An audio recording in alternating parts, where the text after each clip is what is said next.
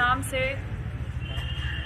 सिर्फ एक मेरा गाड़ी जो विधानसभा से फिनांस्ड है, जिसका टाइम टू टाइम मेरे सैलरी से कटता रहता है पैसा।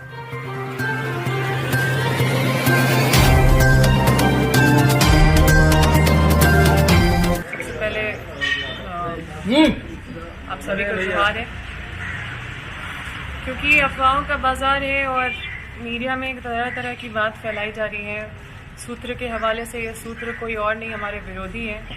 कहीं हम देख रहे हैं कि कोई 200 एकड़ की मालकिन हमको बना दे रहे हैं, तो कोई कुछ बना दे रहे हैं, तो कोई पता नहीं मुंबई से मेरा लिंक कर रहे हैं कि वहाँ पे मेरा कोई बंगलो है, तो पता नहीं कहाँ क्या है।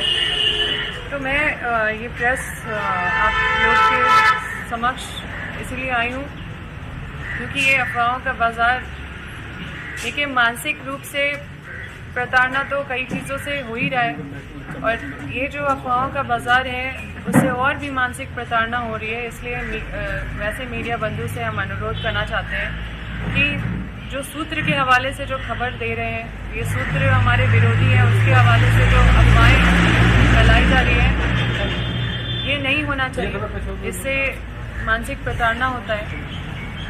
और मैं आप सभी को स्पष्ट करना चाहती हूँ कि मेरे नाम से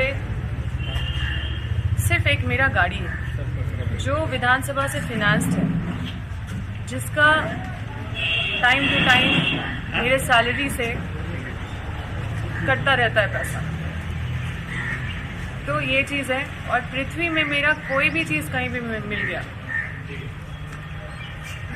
ये मतलब मैं गारंटी से बता सकती हूँ कि मेरा उसके सिवा कहीं भी पृथ्वी में कहीं कोई 1 इंच कोई चीज़ और नहीं, सिर्फ मेरे गाड़ी के सिवा।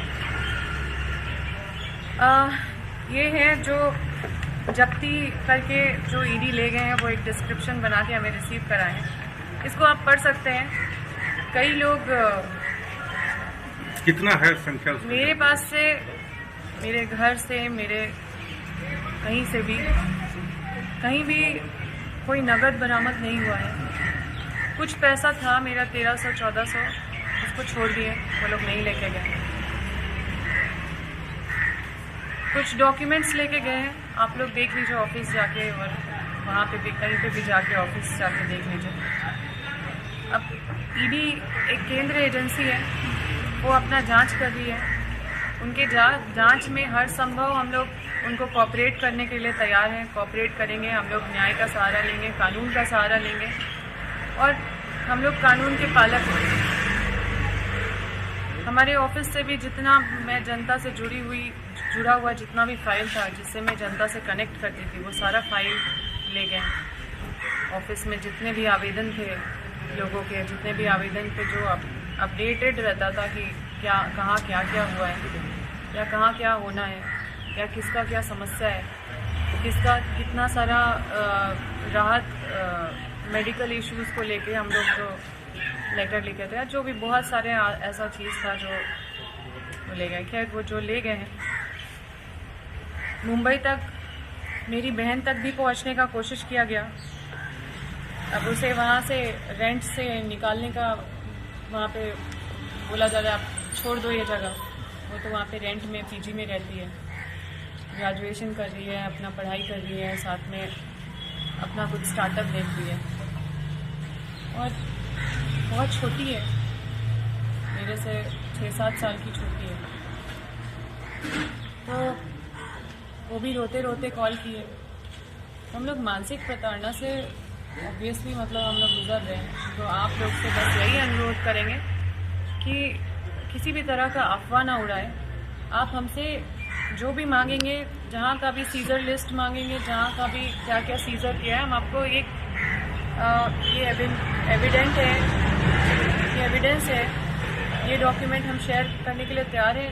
इसका आप लोग पढ़ के आप लोग देख सकते हैं। लेकिन इसके अलावा हमारे घर से ना ही कोई वैसे संदिग्ध चीज़ कोई मिली है, ना ही कोई वैसा कोई कैश बरामद हुआ है। अफवाह ये भी उड़ाया जा रहा है कि सीईओ के साथ मेरा रिश्ता, जबकि हमने और मेरे पिताजी ने ये जो ज़मीन का ज़मीन विवाद वाला मामला में जो मुझे आप लोग कई लोग हाईलाइट किए थे कि ज़मीन हड़पने का मामला, उसमें ये सीओ ने ही हम लोगों को फंसाने का काम किया, एसडीओ के बोले।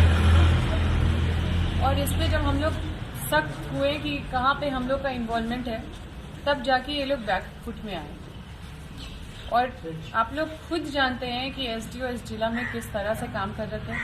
वो यहाँ पे चीफ सेक्रेटरी थे, डीसी से भी ज़्यादा पावर रखने का उनका पावर था, और वो उनको संरक्षण उतना पूर्व थे सीएस भी थे। तो ये सारा चीज़ आप लोग भी जानते हैं, इसलिए मेरा नाम किसी भ्रष्ट अफसर के साथ ना जोड़ें। हम हमेशा भ्रष्टाचार के खिलाफ हैं और हमेशा आवाज़ उठाते रहे हैं। जो भी जनता का काम अगर नहीं होता या जो भी होता तो उस पर हमेशा लड़ते रहे। घटना से तो बहुत आहत है। मेरी बहन भी काफ़ी रोते रोते फ़ोन की थी, उसको भी काफ़ी परेशानी हुई। हम लोग किसी को संपर्क नहीं कर पा रहे हैं, सबके फ़ोन सीज कर लिए गए हैं, पूरे मेरे गांव से लेकर मेरी दादी से लेकर सब। तो निश्चित रूप से एक प्रताड़ना जब अपने ऊपर होता है तो सह लेते हैं। मेरे साथ जो करना है वो करे, हम सह लेंगे।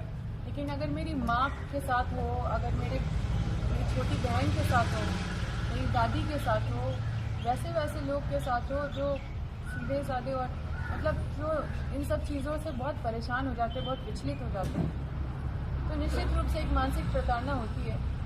और इस चीज़ को एज अ चैलेंज स्वीकार भी कर रहे हैं। तो हमें लोगों ने यहाँ तक पहुँचाया है और हम बहुत संघर्ष करके यहाँ तक आए। बहुत आसान रास्ता नहीं था, बहुत सारे चुनौतियों को पार करके आए हैं। इन चुनौतियों ने बहुत कुछ सिखाए हैं, मजबूत बनाए हैं। आगे क्या होगा वो राम भगवान जानते हैं।